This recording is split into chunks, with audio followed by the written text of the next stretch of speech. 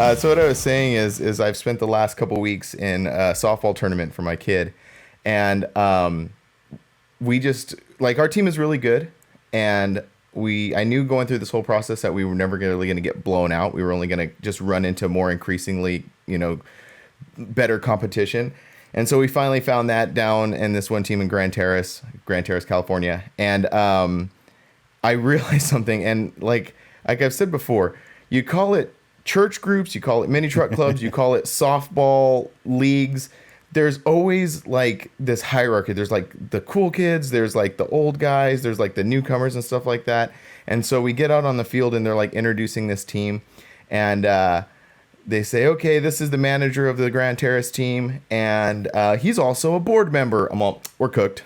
I was all, we're done. Because like, that's what happens. Like they were just, and it happens here too, in this league in the desert. Like they stack teams, you got the guys on the board and they're out there, they're gathering all the best players and stuff like that. And so my point of it is like, you can call it whatever you want. You can call it truck clubs, softball leagues, church groups. There's always going to be these like cliques and drama and stuff like that. And so when someone says like, oh my gosh, the mini truck scene is so filled with drama and all this other stuff, like it's the same go everywhere. Go join a church group. Or when people say, I'm getting out of the club, there's just too much drama.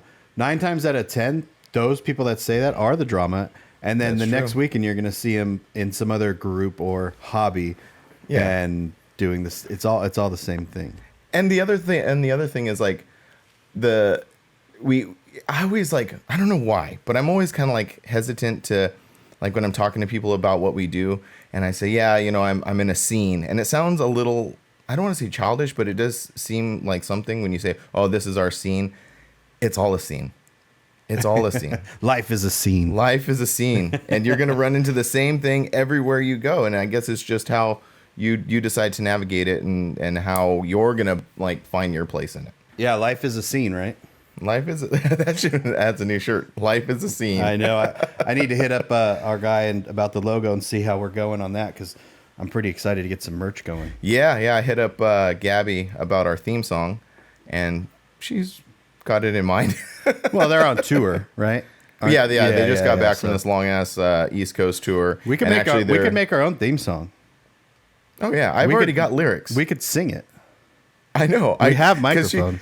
When I hit her up, she's all, well, just try to think of some.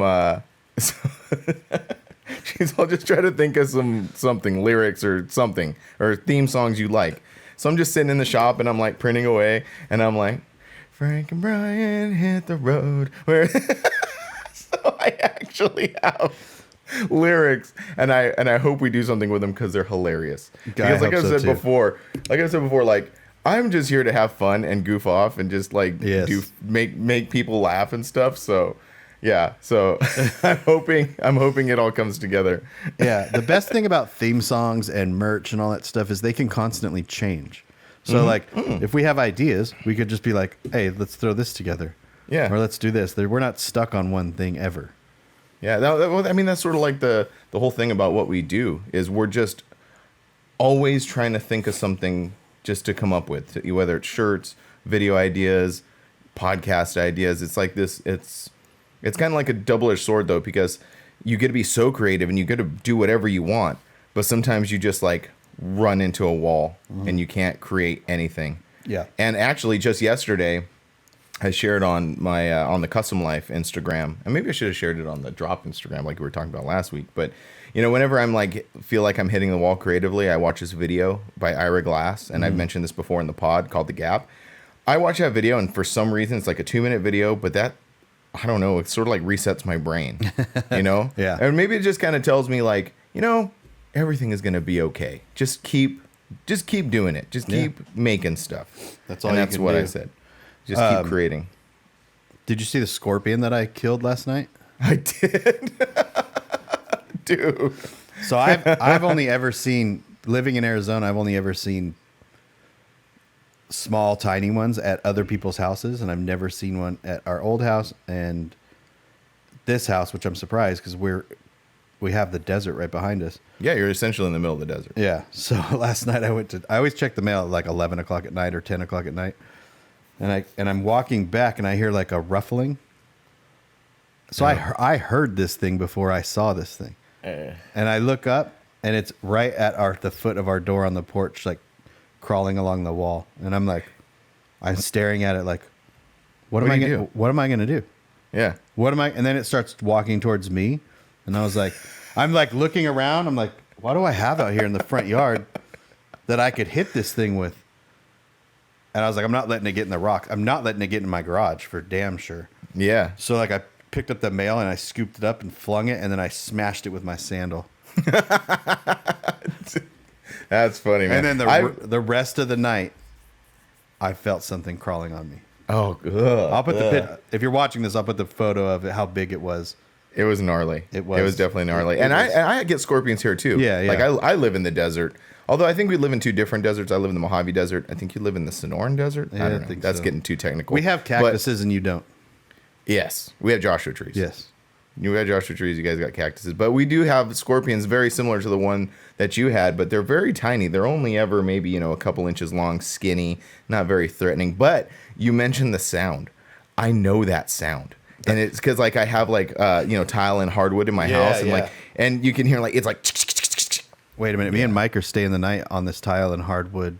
Yeah, in a couple weeks. I would suggest being off the ground a little bit, like at a hotel off the ground. Yeah, definitely. That way you guys don't have to come out to the compound. Oh, we're coming to the compound. Mm-hmm. You're gonna be in for a surprise. That's all right. It'll be good times. We probably won't even be there till like 5 a.m, knowing us. I was thinking about that. How come you guys are just not leaving Arizona super early and headed out here? Because that's what you normally do when you come out here for like shows or different things. You usually just mob out here, and it's usually like a 1-day thing for you too. Yeah, but this time we're gonna meet a bunch of people down towards LA. In Long Beach, right? Yeah, either north of LA. I'm thinking like right north of LA, because there's no sense in driving from your house to Long Beach just That's to also drive what I was thinking. through all that. There's nothing like if we just went to your house and then just north of somewhere north of LA, wherever we meet, and then go from there. But yeah, that'll be good times. Yeah, it's going to be fun. I'm really looking forward to that one. Yeah. But also, before we begin, I wanted to talk about, well, first of all, welcome to the show. Oh, yeah. Welcome to the show. I'm Frank, Kustom Life. This is Brian with Grinder TV. And before we begin, I just want to say we are winding down on our Legacy Ragtop giveaway. We're down to a few days before we pick our winner and stuff like that. And so go to the websites, purchase merch. Every $5 you guys spend, you get 1 entry into the drawing. I'm going to add these little keychains. Hey, look. I don't know. You guys, what do you got? Keychains? Oh, you got one of my keychains. Yeah. So these keychains right here are going to be on the website. $5 if you want to get just a really quick, easy entry into the drawing, because it only takes 1 to win. I'm going to have these. Also have sticker packs and stuff like that for $5. Yeah. So that's just before we begin, I wanted to say that. Yeah, and I just threw up a T-shirt for pre-order that all those purchases count towards the thing. Which I didn't see it. Which one? It's that K5 Blazer, the red box shirt. Oh, huh. So I took the border off, took the red box off, added GTV big behind it, and just grayscaled it. Oh, okay. Oh, so it'll be like a gray. Oh, that's yeah, cool. because I think sometimes when you have a colored, like first of all, K5 Blazer is already a niche thing. Mm-hmm. But then when you add a color to it, people are so weird about that. They're like, "Oh, do you have a yellow blazer?" And it's like, yeah. But then if you throw, so I'm like, I'm just gonna make it black and white.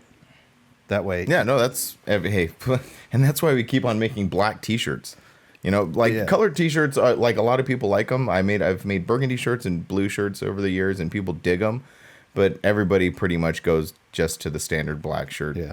I have a funny little story about colors and stuff like that, and it's funny because now I think everybody's a little more open to a bigger color spectrum now. I don't know whether it's just like how things are now, but 10 years ago.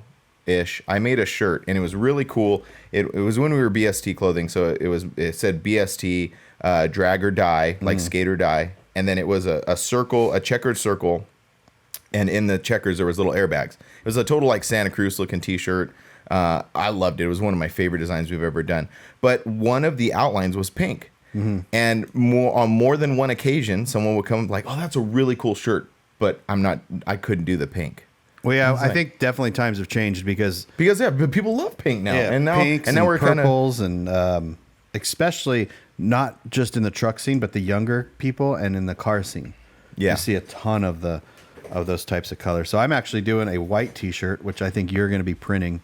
But I'm having Brandon kind of dice it up a little bit. The Santa Cruz style one. So hopefully that'd be really cool. I'm gonna print them on black, but I'm gonna have like a limited edition white, and I'm gonna have you do those ones. Cool. Yeah, I saw that design. That looks really cool.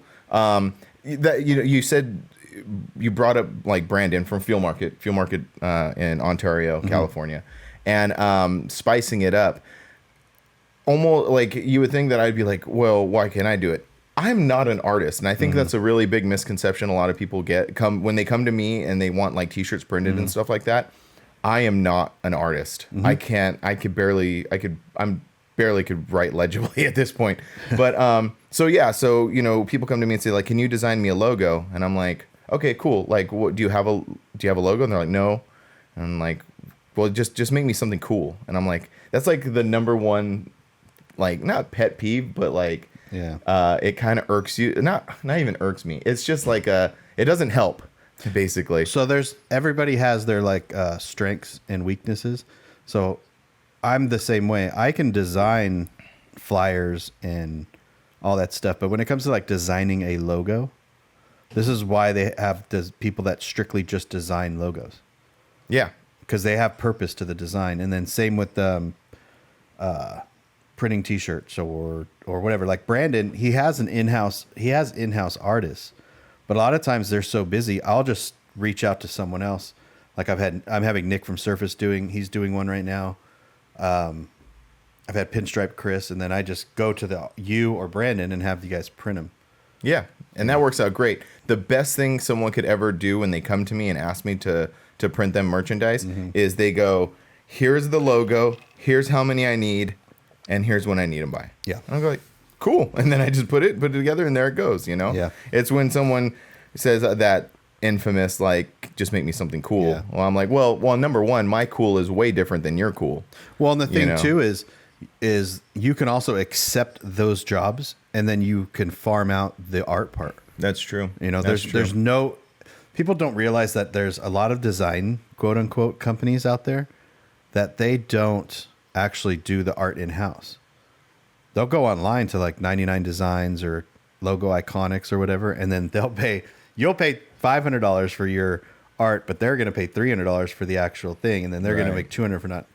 So it's the more you can do, the better. But a lot of people just don't have time for it either, so they just go here, do everything. And that's one of the thing that I was going to bring up. That's probably the little thing in my brain that stops me from doing that. Is over the years I've been so ingrained in the DIY mentality that sometimes I do it to a fault, and that's what I need that's what I need to work on. Like I need to break myself of that mentality and be like, I should go out and pursue other artists and stuff. 100%. Like if someone says make me something cool, say okay, cool. What's your name and what's the direction you're going? You straight turn around, type it into the computer to 99 Designs or whatever, tell them this is the name, this is the direction. They come back, and then you're just the middleman in that point. But that's okay, because imagine in that chair behind you there, your artist was sitting there, and you're just taking the phone call. You're turning around to your artist and saying, hey, do this. The client's paying for the time. It doesn't matter who drew the artwork. They're simply just contracting you to do it. So it doesn't matter at that point. They're just paying for your time, because you still have to take the time to get that done, whether you're hand drawing it and or contracting it out. And that's probably why some of the bigger companies are so successful, is because they know how to do that. They know how to, utilize their time. Time management. That's really important. Mm-hmm. That's like that. When you go ahead. I was going to say that website Fiverr that we've both used for art in the past. You're stuck on something. It's like, I know I can hop on Photoshop right now and make a flyer to promote my photography, but I'm going to have someone on Fiverr do it. Because the amount of time I would spend and the frustration that I would spend doing that, I could spend $60 or $75 and get something perfect. Way better. Yeah. No, for sure. No, Exact same way. But those are those things, we often talk about on this podcast about the struggles that we go through in running these brands. And those are the daily struggles right there, trying to manage our time. We were talking before the episode, our time, that like sometimes you have tons of time and sometimes you have zero time. And you never know when the zero time is going to be there. Right. So it's like right now, if anyone's listening and you're an artist, hit us up. Because definitely. We're constantly looking for, people to reach out to do different things. Because, it's just You also don't want your art to all look the same. If the same person does it, it starts to look very similar. And that's sort of like where we've sort of plateaued over the years. Because Angie, my wife, has done literally 99% of everything we've ever printed. And, and she's not an artist either. She just sort of like, well, let me take that back. And Angie, if you're listening, you are an artist to a degree, because she often, says, I'm not an artist, or this is none of this, how artists are. But she's actually very good at it. She's a very good designer and stuff like that. But she does have limitations, Every artist has limitations. I mean, even like me being a photographer, I have my limitations. And if I'm asked to do something where I'm not confident in charging that person doing it, then I'm going to bring someone in that can. Yeah, same. Yeah, same. I got I do the same thing with the screen printing business too. I got hit a couple now that I think about it, was like a year and a half ago. It was quite a long time ago. And this person came to me and they said, I work for this like aircraft company out in Adelanto, and I need 4,000 shirts. Now, I have a 6-color 4-station manual press. There's no way on this earth that I can print 4,000 t-shirts. But I was like, yeah, no problem. And so I call up Brandon, who has the capacity to do something like that. In like an hour. Yeah, in like an hour. And he gets it done. Mm-hmm. Hold on, pause right there. Sorry, I had to yell at my kids.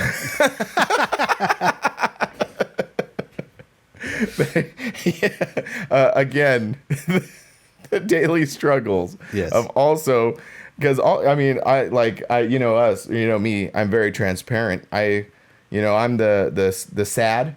I've coined that term a long time ago. I'm the stay-at-home dad. Because moms are coined as mads. Yeah. Or was it mad? Is it mad? No. Sam's stay-at-home moms. Yeah. Which sounds lovely, and I'm a sad. which is not sad. It's great, but it is one of those things. So now I'm in my office recording a podcast, and there's 10,000 doors slamming everywhere. Yeah. But to get back on track, what I was saying is I never it's like you said, you just sort of take something on, and if you feel like you can't do it, then you go out and you find the person that is most capable to take care of it. Yeah. Yes, sir. Yep. Nothing. But no shame in that game. No. And like the thing is, like most of these like huge successful people with brands and stuff like that, that's what they do. Well, even Brandon does it. Like he prints for other printing companies. Right. Well, and it also works the opposite way too, because that person came to me and asked for 4,000 shirts, and I'm like, there's no way I could do that. With the opposite is true with him. If someone came to him and said, hey man, I need a dozen 2-color shirts, he's gonna be like, nah, you should call Frank. Yeah. So it's all. I was talking last episode about an ecosystem and an economy. Mm-hmm. That's what this is. It's fun. What we do is a ton of fun, but there is an economy involved in it. Mm-hmm. And I've said that before on a previous episode too, with shops and stuff like that. Everybody's out here trying to just make it, basically. Yeah. So what else is going on? Well, we got a bunch of questions. We said last week in last week's episode that we were going to be answering a bunch of viewer questions. Which you curated into this great list right here, and we're going to go through a couple. But I'll let you take the lead on that. What do you want to talk about first? Because there's a bunch of them. I think Mini Truck and Matt, Instagram minitruck_Matt, said as full-time creators, merchandisers, how do you schedule your days? We kind of just talked about that. Yeah, and what's funny is that was the one that I was like most not looking forward to answer. And we just opened right up with it. Because we opened right up with it. And the reason is because, as we said in last episode, sometimes we're not very good at that. Yeah. Right? Yeah. And so yeah. So we lead very different personal lives as far as family goes. Mm-hmm. You have 2 kids. I have no kids. So my wife leaves usually early in the morning for her job. And then I wake up and I just make my breakfast. I come into the office and that's what started. And then I'm just in front of the computer pretty much all day, unless I have a job to go to or something like that. But so mine is very easy. Yours is a little bit more complicated. It is, but it isn't, because like my kids are older. You know, my kids are were to the age where they both can take care of themselves, except for when they're slamming doors around the house. But but I do the same thing. I do the same thing. I get up, when the kids are in school, it's much easier because I get them to school and then I have this big chunk of the day that I can do stuff, and I kind of fall into the same category. But I think what is difficult, because he's asking, how do we schedule our days? Mm-hmm. Now, if we were on top of things, and I've tried to do this before, you would say, okay, on Monday through in my way, because I do printing and stuff like that. I said, okay, Monday through Wednesday, I'm going to be in the shop printing, and then Thursday we're going to be doing video editing, and then Friday we're going to be doing the podcast, and then within that scheduling, they're going to give myself allotted time to post on Instagram and do all this. That almost never happens for me personally. Yeah. And that's why I was like not hesitant, but kind of like, I'm going to put myself on blast a little bit here answering this question, because you would think that since we do it for our jobs that we would have this like hardcore work ethic with a rigid schedule and stuff like that. But sometimes it doesn't work out like that. The only time I ever have a schedule is if I'm given one. Yeah. So if a client says I need the video by this day, then that's the only time I really even schedule anything. That's always why I've never said I'm going to release a video every Monday. This podcast is the biggest schedule thing that I've ever done. Me too. For the last for the last few years, this is the most like dedicated to a release time, to a release day. Because I could very easily say, all right, every Monday we're going to do drop a podcast, and then every Wednesday I'm going to drop a video on Grindr TV. Mm-hmm. But I know I can't do that because there's too many variables as far as getting videos released. So, one of the biggest variables is what I was talking about earlier, is just sometimes you just don't have that creative mindset to sit down and do it. You sit there sometimes and you stare at it and you're like, I know what to do, but I can't like put the pieces together in my brain to get this thing going. Yeah. And that happens to me all of the time. It does to me, because when I edit videos, again, you're looking for music, which takes quite a while. Sometimes it doesn't. Like this video that I'm editing right now, I found the song in less than 5 minutes. Like I just hopped on, and sometimes it works out like that. And I was like, this is perfect. It'll work. Boom, put it on there. But I didn't edit it very fast. I just kind of been slowly editing it because I know I want to release it next week. So I'm not going to rush to get it done. I'm just kind of taking my time. That question was, how do you schedule your days? We don't. Yeah. I mean, to be honest with you. To be honest, yeah. Yeah, no. And then, it's hard. It's really hard sometimes. It's going to get really interesting as we get busier with shows with this podcast. Yeah, I've been wondering about that lately, because we have had kind of a lot of time to set all this stuff up. But there's going to become a time when we got to maybe crank out a couple episodes, a week, or, stack them up, do something. I'm kind of, I'm kind of looking forward to, actually, and I'm going to make it a point when we do traveling, I'm going to bring this stuff with me, because... Oh, yeah. Well, we're already going to have our cameras. Oh, yeah, we got to bring those. And we're already going to have our laptop. Mm-hmm. And so we're just bringing the microphone. And essentially, like I was telling Milan, when we go to the C10 Slowdown, I'm going to bring this stuff because we could record a podcast in that hotel room. Yeah, I think we should totally do that. Yeah, I don't know if I'm going to bring like this pole, but I'm going to bring my little microphone stand. Because it's super compact. I'm not going to bring this. Definitely not going to bring this. But what about if I bring mine, and then you guys will feel intimidated by the large arm?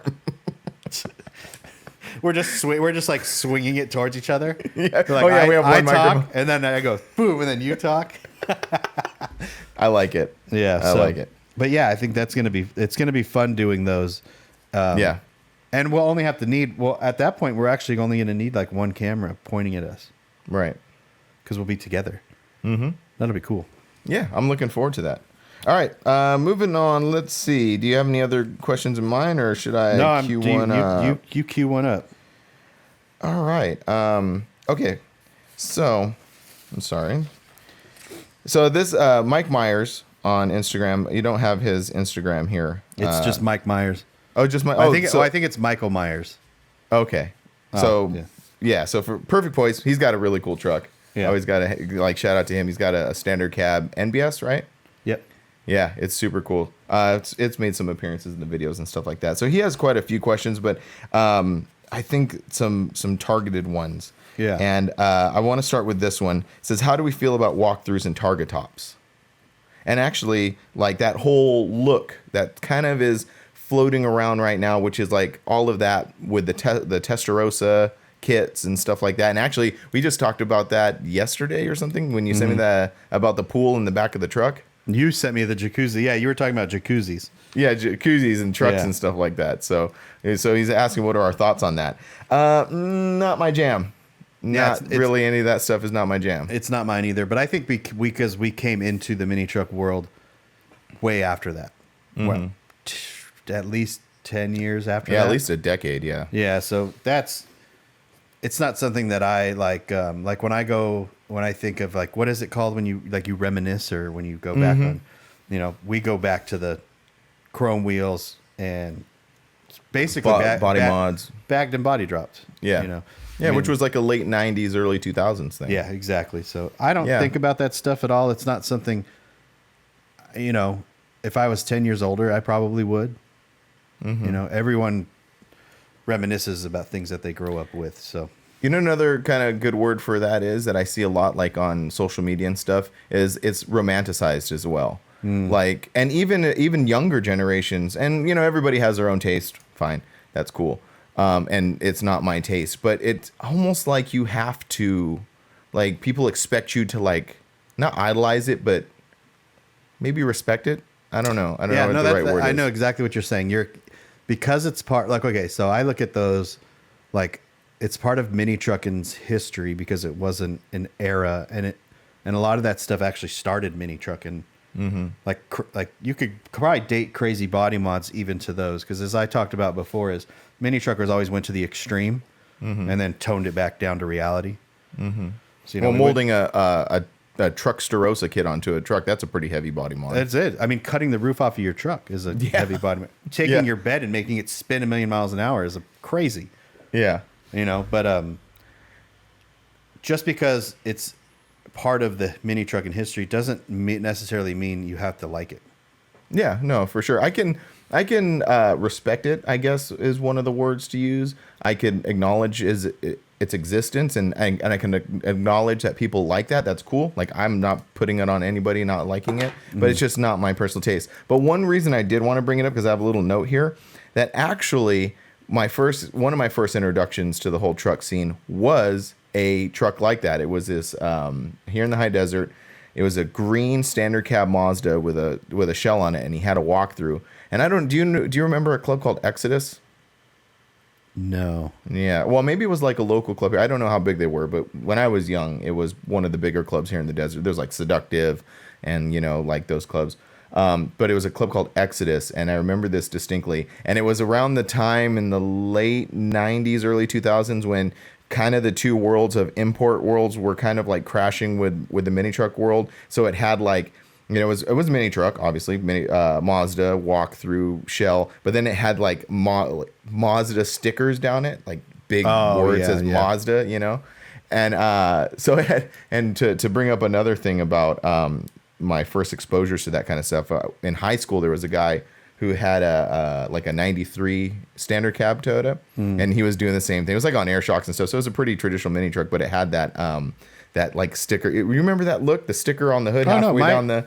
My very first mini truck, my 86 Toyota pickup, before I ever did the body mods to it, I had lowered on 15-inch TSW Stealths, right, the silver wheels, and I put a racing stripe. We did an 8-inch racing stripe and then a 2-inch racing stripe.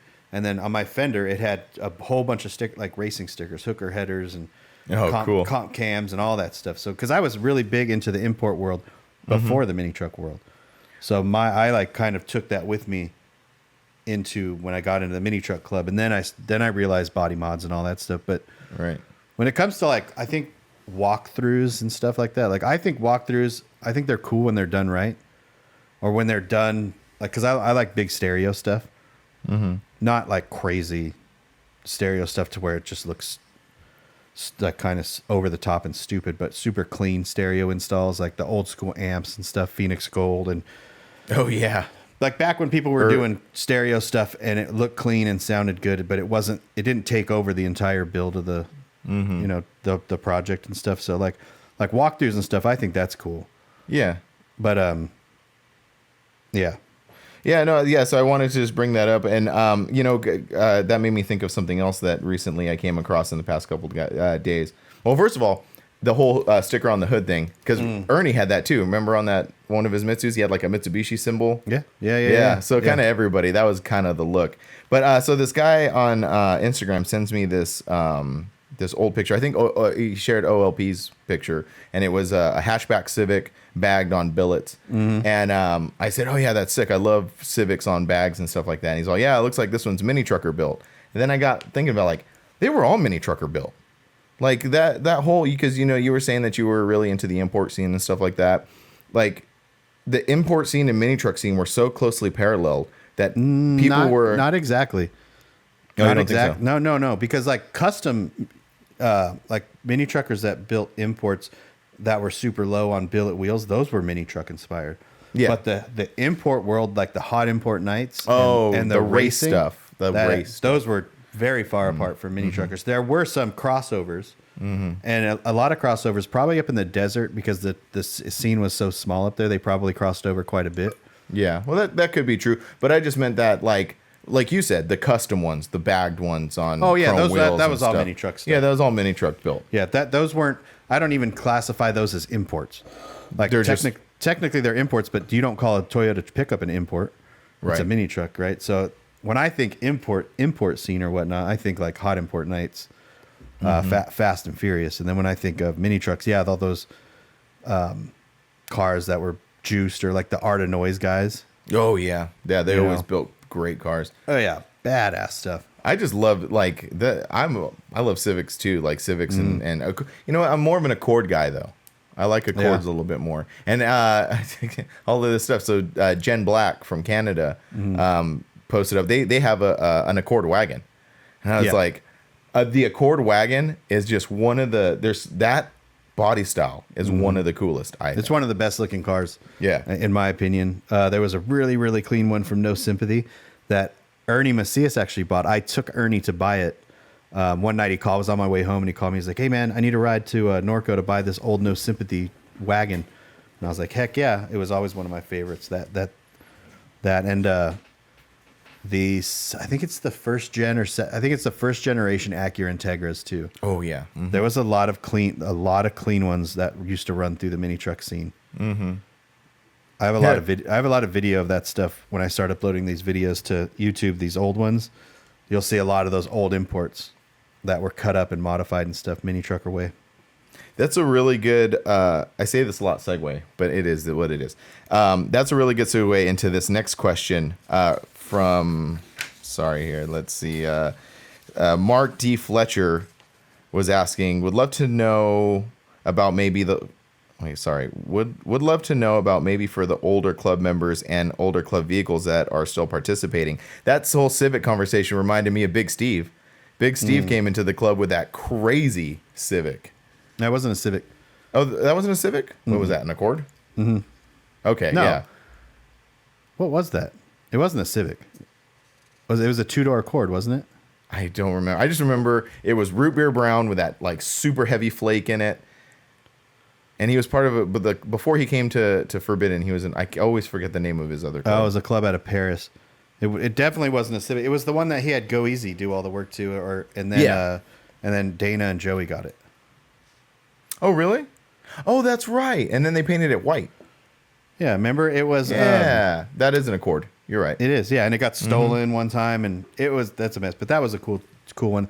It always reminded me of that, like Art of Noise, Los Angeles chapter always had really cool imports.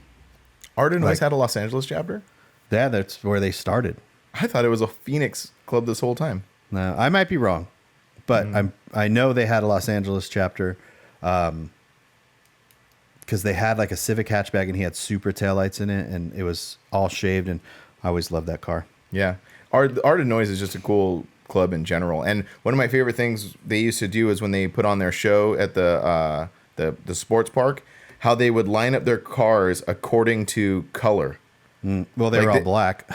Yeah, but that was the thing, though. That was the thing. They were black, mostly black, but silver. Yeah. And then they had a couple crazy painted ones, but they started with the black ones and went into the silver ones and ended with the crazy colored ones. Yeah. Take note. I thought that was cool. All clubs should take note about how to line up your line of club members. I never thought about that before, and then you pointed it out that was a big thing for Ernie back in the day, that he would lay out, when the club member, and they still do it now. And now that you said it, now I watch them at every show, and they still do that. They'll line up their mini trucks, and they'll line up their cars, and then they'll line up their full sizes, and you're right, it looks super clean, and it looks very uniform, looks good. Yeah, always like your mini trucks and then full size trucks, and if you have any lifted trucks, put them together. It definitely makes a difference, but. I don't know. I don't really understand that question too much, though. Is he asking about like old cars that are still around? I think he's asking about like when we had Joey on, Joey being an OG member who still is doing it and out here. I think that my thought on that is like, that's a lot of people in our club. We have a lot of people in the club who have been around a long time and who are still doing it. So it's really hard to pinpoint just a couple people because we're all kind of like that. Well, not me. I'm probably one of the newer people here. Well, I think a lot. If you get down to the nitty gritty, a lot of clubs have just a lot of old guys and that have been doing it forever. So and that's a really good because someone had asked us about new people coming into the scene. NR Jordan. Couple episodes ago, we were talking about that a little bit. We touched on it, but really didn't go into much depth. Talking about new people coming into the scene and stuff like that. And unfortunately, I think we do not have a lot of new people coming in. And I kind of came to this. I kind of was like got comfortable with the fact that I don't think we're gonna have. I think there are definitely new people. There's never not new people going to be coming in. But it's not going to be like this. You always get fresh people coming in and like younger people. And took me a while to get comfortable with the fact that we are all going to grow together. Mm-hmm. Like we are just going to evolve and adapt as who we are now. Because it's a lot of the same people and we're all just getting older. And I kind of came to that kind of conclusion a while ago. Yeah, like it would be awesome to see just waves of people coming in. But I don't think it's going to happen. I mean, you could just look around and it's really not going to happen. Well, like when we were out at the Rolling in the Red Rock show and you were showing me all that old footage and we were seeing people in that footage who were at the show that day from almost 30 years ago. Yeah. And that's sort of where we're at now. And that maybe that's maybe not a negative thing, but that really kind of shows the perseverance that we all have for doing this. Oh, yeah, for sure. Because the same people are out there, and they're out there building stuff, and they're out there supporting, and they're out there at shows, Yep, they've gone through whatever they have in their lives, and they're still out there doing it. Yep. Yeah, no, that's really cool. So, that kind of like wrapped a couple of questions into each other. Let's see here. You want to answer Moonbeams about trailering? Oh, yeah, actually, I do have some notes on that, and I do have some opinions. No. We need to do the Stephen Colbert thing or the David Letterman. What he used to do with the pencils? Yeah. Throw them? I just throw them, yeah. Yeah. Yeah. No, I have. So my personal opinion on that is maybe it's not that harsh, but it's both. Like everything, it's both. But, and maybe I'm talking about this from a perspective that I've talked about before with quality of vehicles that I've had over the years. And I've had some pretty bad ones. And it was always easier for me to take that thing and throw it on a trailer and go to a show and have fun. And if it breaks, just load that back on the trailer and take it home. Mm-hmm. Like the 4Runner is probably the most capable vehicle I've ever owned. And I can drive that anywhere I want to. Comfort, applying. Like I could drive that to Maggie Valley Maggie Valley for mini nats. But comfort level, it would not be great. I mean, you've ridden in mine and you've ridden in Joey's Forerunner for an extended period of time. Well, no, you've rode in Joey's more than mine. Yeah. We drove that from like north of San Francisco down to the Severed show in SoCal and then all the way back up. Yeah. So from my perspective is I think it's like I'm trying to like put my thoughts together. So I can just kind of go ahead into it. So yeah, go ahead. If it depends on what it is, right? So if you have a mini truck, are you going to comfortably be able to drive that across country? Me and Mike Alexander drove his Tacoma all the way to Greenville. Yeah. You know, it broke and we had to trade it the last few hundred miles. But I mean, we had no AC. It was hot. It was miserable. You know, we don't have room for all of our stuff. But you hop into a full-size truck and you throw your truck on the trailer. And like you said, well, when me and Mike drove his Tacoma, it broke. We had to rely on someone else to come get us or whatever. If that truck was just on a trailer, it would have never broke. We would have never had that part happen. But me and you get in the Titan, and there's so much room. There's the back seat. We throw our ice chest. We don't have to stop, get out, and get a drink. You know, we have room for our camera stuff inside and all that stuff. So it's definitely about comfort. I think that's the main theme is comfort. Yeah, and it's also about money. Do you have the money to buy a trailer, to buy a truck to tow a trailer, and then the fuel to tow a trailer to wherever show you're going to, especially across country? Yeah. Sorry, I was just writing down a note. Yeah, no, I think that's one of the main things is comfort. But also I was just thinking like, you know, one of the previous, I don't think it was the last, it was the episode before, we were talking about built, not bought, and what a hot button issue that is, and with so many strong opinions about that. The whole trailer versus not trailer thing, it has the same thing going on. You have guys out there who are like hardcore, you know, there's the t-shirts and the stickers that say drive your shit, you know, and I respect that. Like guys like Jaime Silva, like his truck has a brand new hot dog paint job on it, which is by no means cheap. And that dude will drive it anywhere. Like he I think not long after he painted it, he drove it out to Laughlin to the Seductive show last year. And so I respect the hell out of that. That's really cool. I think it's awesome. But we've been talking, I see the other part of it too, because I'm kind of falling into that other category. I've actually been more thinking, I'm all like, you know, I built the Forerunner as a family build, which is, I'll touch on that in a minute. You know, I built that to put my kids in it and go to shows and stuff like that. That was like kind of the main driving force behind that.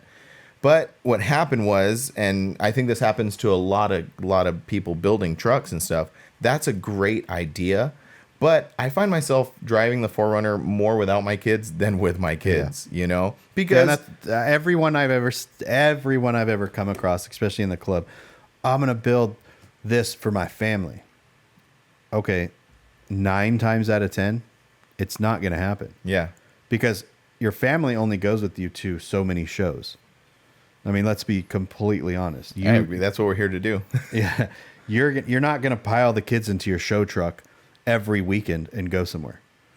So if you have a truck that's a 4-door, you know, half-ton or 3/4-ton truck that you can pile the kids in and throw the you know, your show truck on the back, then you can enjoy your show truck with your kids, and it doesn't matter what your show truck is, because it could be a standard cab pickup. And that's sort of like what been thinking lately. I'm all like, why don't I build a really cool, like I've always been an extra cab guy, and I still like extra cabs more than standard cabs. And I know you and I differ on that opinion because you like standard cabs better. But, you know, to build a really cool, like fast standard cab that's body dropped and just looks good. And you could like load it on a trailer, and that's, you know, it's light, it's easy to load on a trailer on and off, and you could like load it up and you could take it anywhere, drop it off, cruise around, do whatever you want to do, put it on the trailer and go home. Well, when it comes to the difference between an extra cab and standard cab, there's not much of a difference though.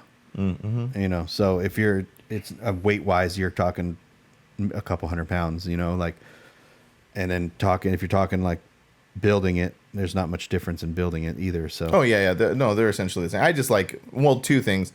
And this kind of like ties it all together was, you know, one, I just like extra cab, the look better. I like a little longer vehicle. Well, that's what I'm saying. If you like it better, get it. Because your reasoning, like light, throw it around, whatever, the they're both equally easy to build and both equally That's true. Weighted. So get what you want, man. Yeah, no, that's true. No, yeah, and that, and like the other part of it, what I was gonna say was having an extra cab. In my head, I'm like, well, I could like load my gear in it, and we could drive it to shows and stuff.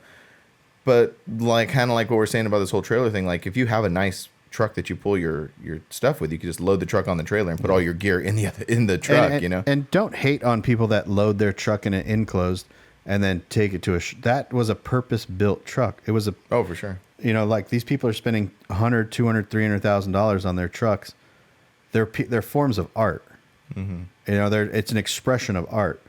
So you come up in your clunky truck and you look at that truck and go, driven, not trailered. It's like, yeah.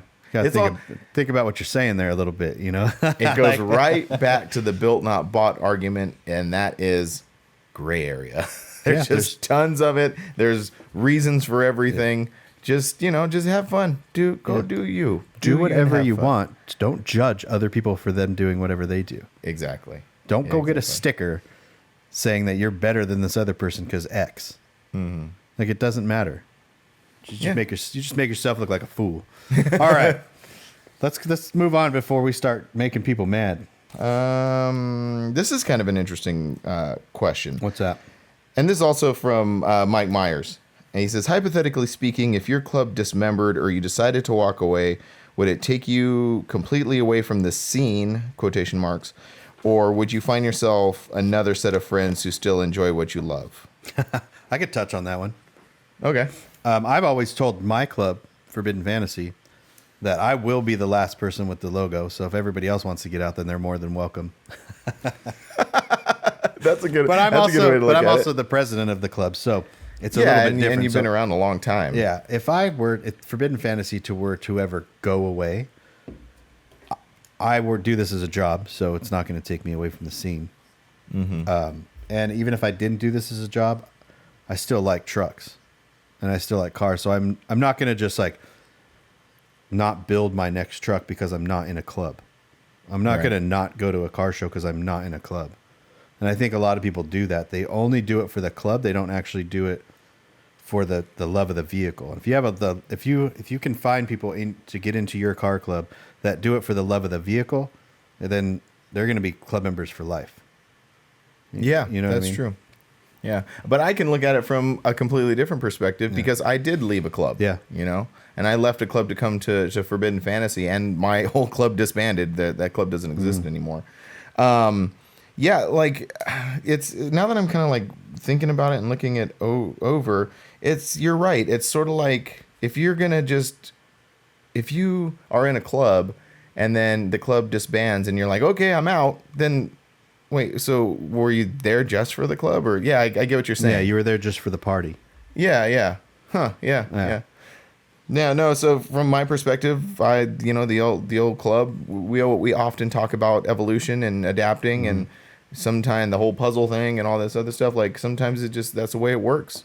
And I think the scene, you'll always, again, just from everybody's personal perspective, like I'm friends with everybody. Yeah. Like it doesn't. My club doesn't make me. I mean, it makes me who I am, but it doesn't hold me back from being friends with anybody else. And that's sort of like what it seems like how this question is framed. It's almost like it's almost like you're saying, like, are you tied to just this group of people? Like you don't have any other friends beyond this, So yeah, I used to go to SEMA. No one in the club went to SEMA. I've gone to many a shows with no one in the club that that goes. So I'm gonna keep. No, yeah, I'm gonna keep doing it.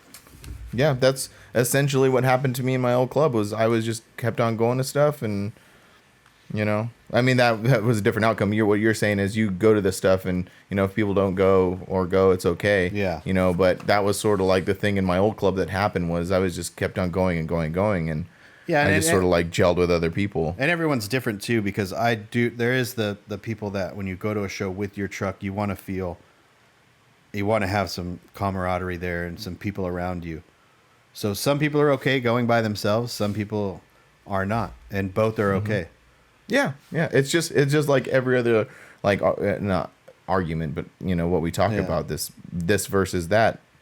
It's the same thing with people. Yeah, because if your club disbands, there's other clubs out there. Mm-hmm. You know what I mean? You're just like not. You can be like, oh well, I kind of like Perfect Boys, so I'm gonna go hang out with them and then get into that club. Mm-hmm. You know? Yeah.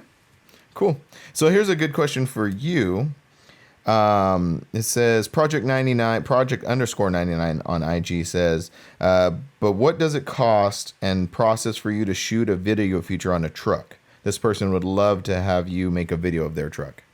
So if someone wanted to get a video produced of their vehicle, how would they go about doing that? So I get asked this quite a bit, and my response is always, if it's for a business or to promote your business, then I'm going to charge you money.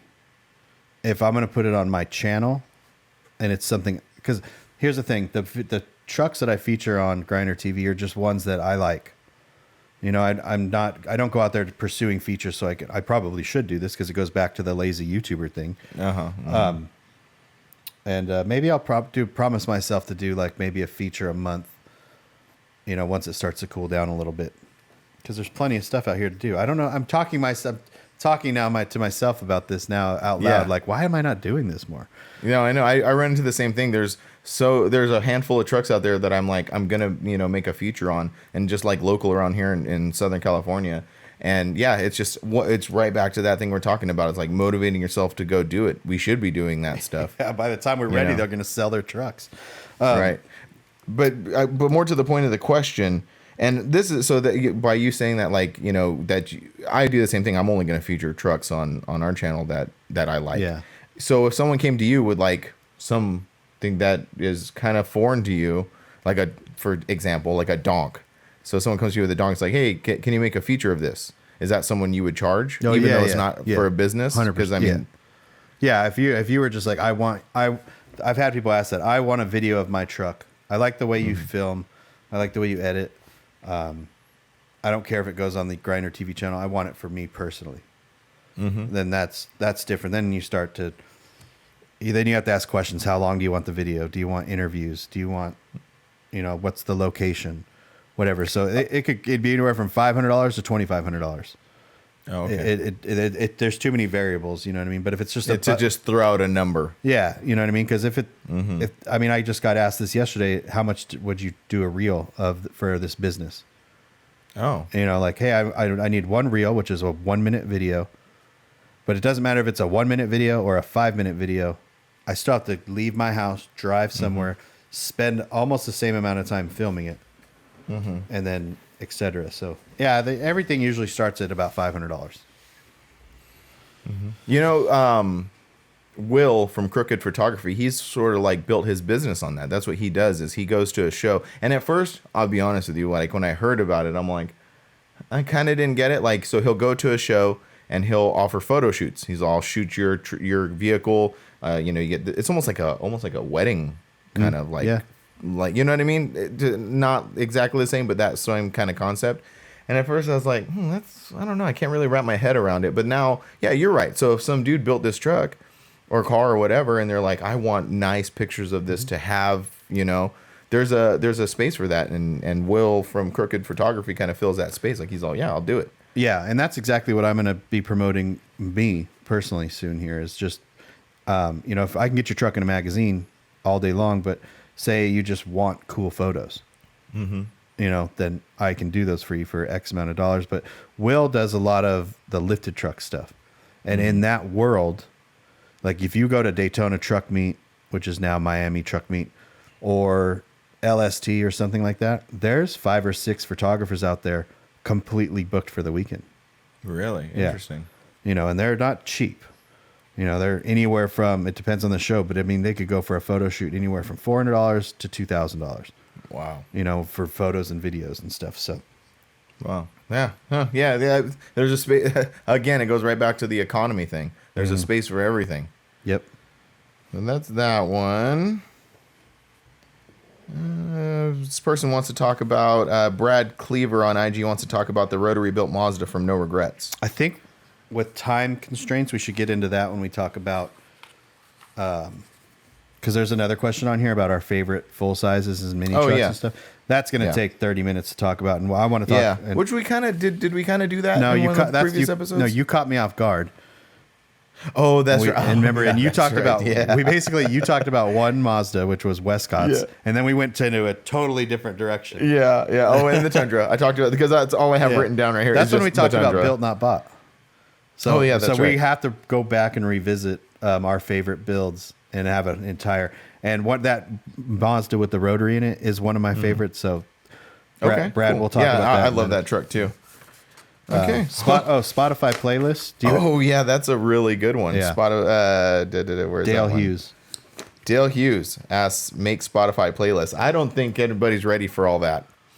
Yeah, I've said before in the episodes that I'm a music snob, and I mean, unless you're prepared to listen to Misfits and Joy Division, and like crazy, like the Smiths and stuff like that. Like, I don't know if everybody's ready for that. I think they are, because because I don't know a lot of the bands you listen to, but when we're driving, I like all the music you listen to.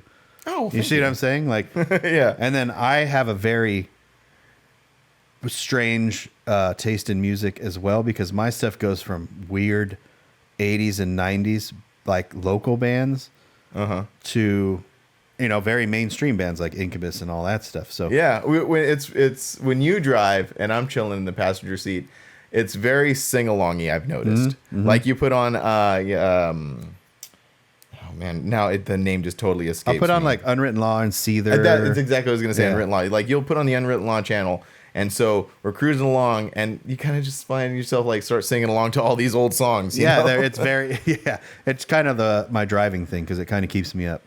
Yeah, but Unwritten Law is one of my all-time favorite bands. So, well, I think everybody pretty much knows that one of my favorite bands is the Misfits, because I sneakily incorporated into a lot of stuff, even the club stuff. So I think a lot of people know that. I have a Spotify playlist.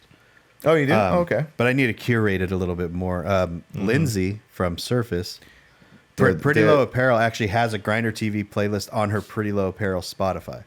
Oh, really? Yeah, because she'll listen to music and she goes, "This sounds like something Brian would use," and so she's been making me a playlist for like 4 years. That's awesome. So.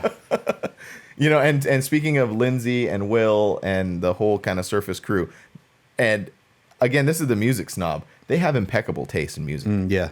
Like they are always on really good music, and even Will like just recently I was listening to this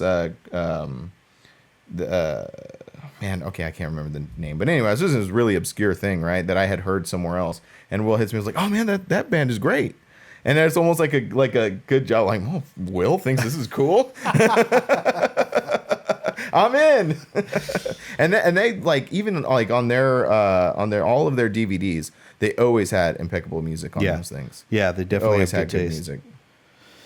So we should put together if you guys want to do it, you don't want to hear it, let's do it. I know I actually went on Spotify today because I was doing some stuff around here, and I had the radio on, and I was like, I really need to dial this in, because I'm gonna work on my Spotify playlist over the next couple of months, and cool, and we'll put it out there. Roulette does that too. Roulette, the DJ from our club, Forbidden Fantasy. I think everybody knows. Well, yeah, because he used to put out CDs, and I told him, I said, "Roulette, that's right, make a Spotify." He goes, "What's that?" Yeah, I said, "Come on," and I showed him, and now he's like all over it. I was like, "Yeah, this is the updated version of a mixtape."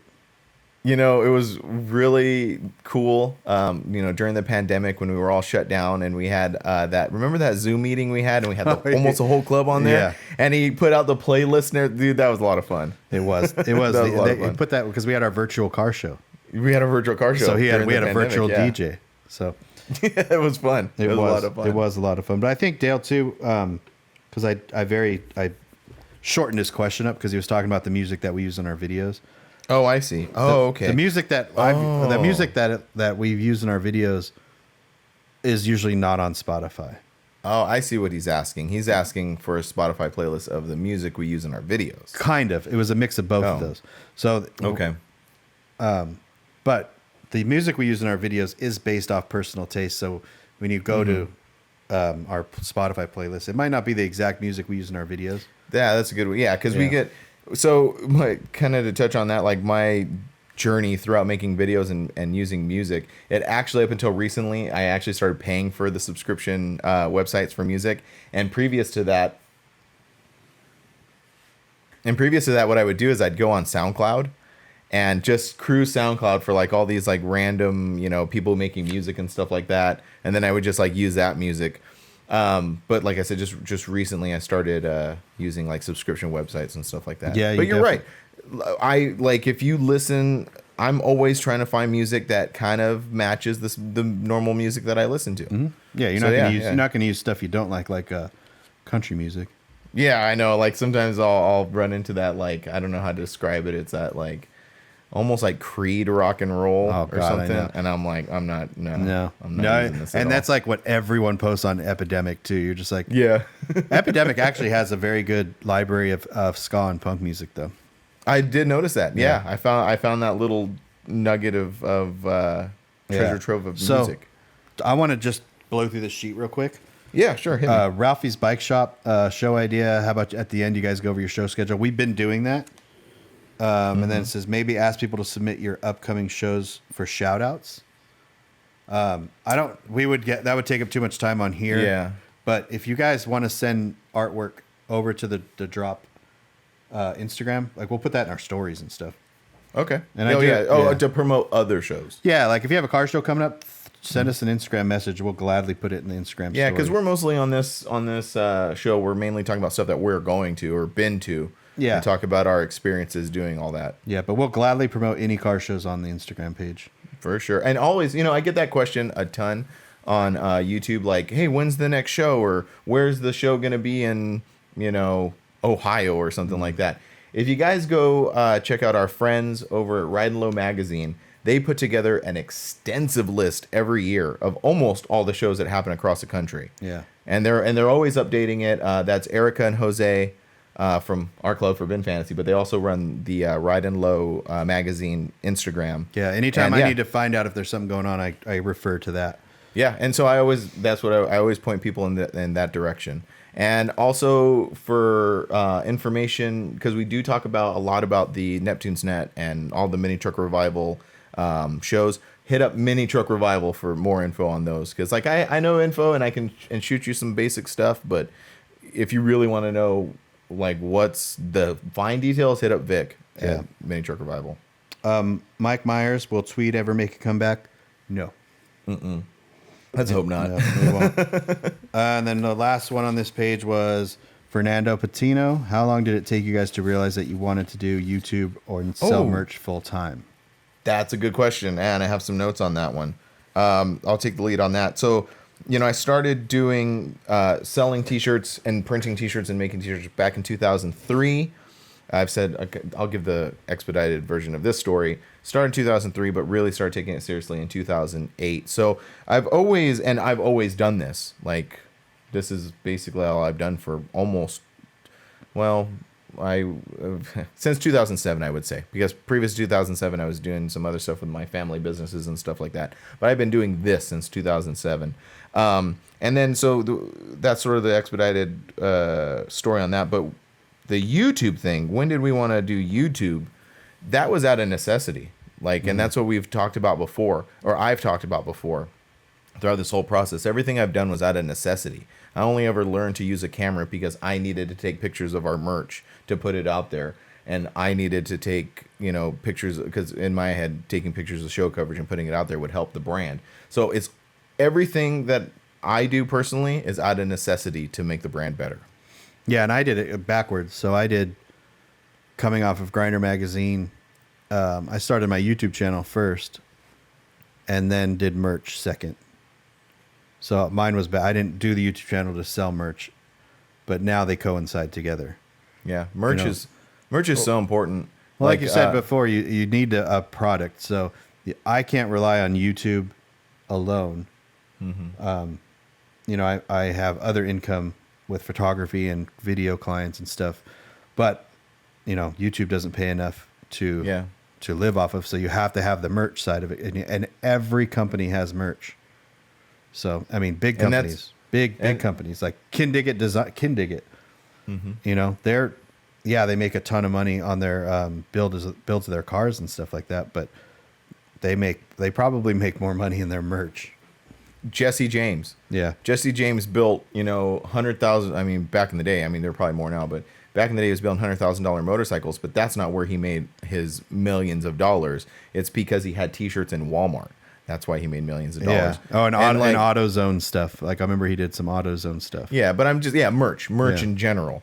And like, merch is pretty much the backbone for any company. And that's the moneymaker, And that's what we're trying to do. So like you said, you have photography and video work that supplements what you do, and I have my print shop that supplements what I do. But to me, it's a little separated because like that's just, people said, do you have a regular job? Maybe that's our regular jobs. Like your regular job is like doing photos and videos, and my regular job is having my print shop. Oh, it is. I think when people say, what do you do for a living? I'm not a YouTuber. Right. If I was a YouTuber, I wouldn't be doing the other stuff that I do. Which one do you take away? I make the most money doing client photography and client videos. So I am a photographer / videographer with a YouTube channel on the side. Yeah. I was saying in the last episode, it's always complicated, but that's why I just say, I print t-shirts. And then the next question for me is like, hey, and this is not within the truck scene because I always cater to people there. But like if I'm out randomly at a softball game and someone comes up to me and they say, oh, what do you do? And I say, I have a print shop. I make t-shirts. And like, oh, can you make me some shirts for my church group? I'm like, no, I don't want to do that. Yeah. And because I say, oh no, I mainly work in the automotive industry space. Yeah. Doing the YouTube and doing all this allows us to be selective with our clients on the other part of it. Yeah, that's a good way to put it. So Mike Myers has more questions, but we're going to get into those the next time. I told him that we're going to make him our executive producer because all these questions. He was on it, man. He's on it. He says he's got more. I said, keep them coming, man. Yeah, for sure. And everybody keep them coming. But also we want to centralize them too. So please go to The Drop on Instagram, The Drop with Frank and Brian, all put together, and submit them there. That way we have them like in a central location. Because sometimes, like, I was found myself like, oh, no, I remember someone asked me something on mine, and then The Drop, and then on YouTube. And that goes back to me saying, like, anything to do with The Drop, we have to keep it on The Drop. Right. And then also just mind any other, don't ask the same question. So we've already answered it, you don't need to answer it again. Yeah, ask it again. So, there's some more. Go back and watch our previous episodes. There's some more on here. Where are we at? You want to do one more? Yeah, sure. All right. What's your last one here? All right. So to wrap this all up. Yeah, let's wrap this up with. We'll go with Pat Breyer, Mr. Pat Breyer from Canada. Oh yeah, Pat Breyer, from Canada. He's a good guy. Yeah, big supporter of our channels. Big supporter. Yeah, definitely. Shout out to Pat. Thanks, Pat. You're the best. What is some slang regarding the scene that you hate and why? I think we kind of touched on that, before when we were talking about like buzzwords in our buzzwords and episode. What was it called? Buzzwords and something else. I don't know. But yeah, no, there are tons out there that I don't think that like I hate. Hate's a strong word. But that's like, that I think that's the more accurate way to put it. Like, that's not. Like same thing with the whole Target tops and stuff. Like, not my jam. I don't like the word skate. Oh, okay. I see what you're saying. See what I'm saying? Like, we're going to go skate our trucks. Don't know who started that. Don't know where it started, but how else? I mean, it's a pretty good. It's not a good description. No, it's not a good description. Well, then how else would you say? What is skate? Describe the word skate to me. The word skate. Well, see, I think. Are you thinking of a skateboard or a roller? What's a skate? Or are you talking about an ice skate? Yeah, you're making You're making really good points right now. The word skate. Yeah. It goes, you're going to ice skate, you're going to roller skate, are you going to skateboard? Like the term skate, unless I'm wrong, it sounds weird. Like I'm going to go truck skate. Yeah. I'm going to go mini truck skate. Now that we're putting it into a conversation in words, I can hear it. It doesn't matter. It's just weird things bother me. Like the word pod. We're going to pod. I'm going to put this on the pod. Like when you're describing a podcast. You told me about that you're doing, and I called a pod all the time. Like, well, just because I think it sounds cool. And I think that's the thing is people think certain things sound cool and then they just run and then it becomes a thing, which is fine. Because I'm sure I say things that are annoying to other people. What about, so if we're talking about skate, what about rail? We're going to go rail our trucks. Yeah, that to me makes more sense. Because they're frame rails, They're frame right? rails. And Okay. what if you rail slide a board, you're sliding the rails. But isn't that skating? That's rail sliding. Okay. Okay, it would be like this. Skateboarding is the same as driving. I'm going to go Yes. ride my skateboard, right? Now the tricks Yeah. you do on the skateboard describe what you're doing while you're doing that. So same with, I'm going to go drive my truck, but I'm also going to drag the truck, or I'm going to rail the truck. I'm not going to skate my truck. I think skate more lends to cruising just super low. Because you're not dragging at that point, you're just cruising super low. So what other word could you, what other slang word could you create or say to describe that? Yeah, exactly. And that's what I Whereas, think like, that's where skate became a thing. And Yeah, man, because it's almost like the have you ever seen those things like Europeans like speaking English? It's English, but it's a little off. So that'd be like the thing. Like you're trying to just think of a quick word to describe what we're doing. It's not like we're gonna go like, I'm gonna go with my friends and drive very low in my automobile. yeah, we need a word for it, right? I'm going to go cruise. Yeah. But you have to define cruising because we don't just cruise, right? We cruise really low. Super low. So that would be skating. Yeah, yeah. Well, I mean, again, it's just me. no, yeah. I'm not going to apologize for it like Mr. Will Freeman said. He goes, you guys need to quit apologizing for everything. I know. I'm not going to apologize for not liking skate, all right? Yeah, that's fine. That's your opinion. That's your opinion. I'm trying to think of something that in the scene that like slang that bothers me. Have I told you anything that like maybe you remember that I said? You're very cool with I'm whatever. odd. Well, yeah. Well, I was gonna say I'm very odd. There's always something going on with me. Yeah, I don't know. There's no terminology that you're like, that doesn't make any sense. No, you're right. I just sort of like roll with it. Yeah. I'm like, yeah, if someone could come up to me and probably like say a fake word and I just be like, Now, that's cool. I'll tell you what, going through those VHS videos and listening to myself talk, I'm just like, wow. I'm like, why did I say that? Why did I do? There was one truck run, and the entire truck run, I said the word dope.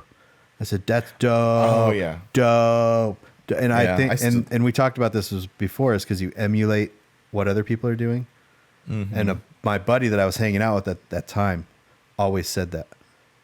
So I was like, Yeah. kind of, and like whatever people were saying around me, I was saying that. I'll be honest with you. Sometimes that happens with me and you too, because I'll find myself saying stuff like you sometimes, and I'm like, and I'll say, I'm like, why did I say that? It doesn't make any sense. But I do that a lot. I use maybe too much. I use dope and rad and sick and stuff like that. Yeah, and stuff like that. I just did it again. Yep. And stuff like that. That's what I need to stop doing on this podcast, is saying and stuff like that. I need to stop saying, you know what I mean. But then I watch other podcasts and they say it constantly. Yeah. So I'm like, am I just catching myself and like, it's not really a big deal, or is it a big deal? I have no idea. It took me a long time to get over saying the word so. Like but I'll still slip up and I'll still say it. So like if you're watching one of my videos and I go bring out the camera and I go like, so. It took me, because what I try to do is be like, we're here doing this. Yeah, anytime I'm working with a client making videos, if they start with so, I stop them. They go, so, I said, no, oh, do it again. So, nope, do it again, do it again, do it again. And eventually they will stop saying it. Yeah. If you ever watch any of the Trey 5 stuff, we're always making fun. He was always like, so, because, don't say, or Stop saying. or, Yeah. or I've heard this one, a buddy of mine always says, you ever notice every single vlog, they say, what's up, guys?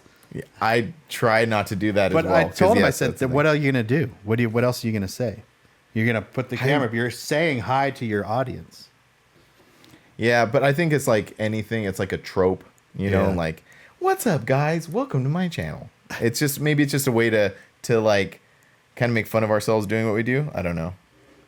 We could definitely, there's a lot to make fun of. I'll tell you that. Oh boy. Oh man. But I think that's what makes us so unique, is we're like, okay, We're stupid. it's fine. Yeah. Everything's fine. So, But no, I can't think of any other like slang words in the scene that bother me. It's like whatever. is there any slang words that bother you guys? Yeah, you guys should let us know. You should hit up the Drop Instagram, the Drop of Frank and Brian, and be like, you know what just really grinds my gears? When people say grinds my gears. Yeah. Oh, yeah. Or grinding. No. But you're a grinder, so Yeah, I don't know. Man. Whatever. Let sleeping dogs lie is what I say. So what we're in the beginning of July. It's a very slow time for me right now. Mm-hmm. It's a very slow time for shows, but yeah, I mean, there's some stuff. Yeah, there's some stuff going on. It's coming up. It's gonna come quick. It is. Oh, once September-ish rolls around, we're gonna get real busy again. We're heading out to Louisiana. Oh, and I keep on forgetting, and I just remembered this yesterday. I keep forgetting I'm also in September going out to the Laughlin show that Seductive is putting on. That's right. Lowdown in Laughlin. This will be a very mid-September. This will be one of the first times that you go to a show, and I'm also at a show, but a different show. Yeah, that's true. We should do something fun. We should be like, hey, I'm out here at Laughlin. Go check out Brian. I don't know. I'm just thinking out loud. Sorry, guys. We should do an interview where I'm like, what's up, guy? So, what's up, guys? I'm out here at C10's Park. Let's check in with Frank. It's the Seductive Show in Laughlin. And then you come into my video. Then, we're definitely going to do something on that. But now we have to follow through because we always say we're going to do stuff and we never do it because we're lazy YouTubers. Mm-hmm. We need to stop being lazy YouTubers. Maybe we should just change the name of the show. Yeah. The Lazy with Frank and Brian. The Lazy. The Lazy with Frank and Brian. Oh, all right. Or the Lazy Pod. Yeah. What are you editing right now? What's coming out? I'm still working on Rolling Rocks. I'm actually making some progress on it. So I'm hoping to have that out. I wanted to have it out because this episode of The Drop is going to be on my channel, the Kustom Life channel. Go check out the previous videos that we've made. Same thing as last time at the Mini Nats video still up. Go watch that. But yeah, I'm working on the Rolling in the Red Rocks video. And it's coming together. Like you said, I got the idea. I know exactly how it should go together. It's just sitting there and doing it and putting it together. Yeah, I have a little idea for that one that I want to try out, but I'm getting through the cancer show video first. Yeah, that's right. I made a cancer show video. I know there's a lot of promoters out there waiting for videos from us. I know Dream Big is waiting. I know the breast cancer show is waiting. We'll get to them. We got to spread. If we drop them right away, we wouldn't have anything to put out right now because we're not filming anything. So, yep, we've said it before. We'll say it again. Calm down. Hang in there, guys. Hang in there. We'll get to you. Right on. Well, cool. Well, thanks for checking out the show, this week's show. Go to our websites, livelifecustom.com, grinder-tv.com. Pick up some merch. Enter the Legacy Ragtop giveaway. Like I said, keychains. Those will be on there by the time this episode airs. I already got one, so I entered to win the Legacy contest. Yeah. Well, what? No. But right on, man. All right, we'll see you next week. That was an awkward wave. Bye.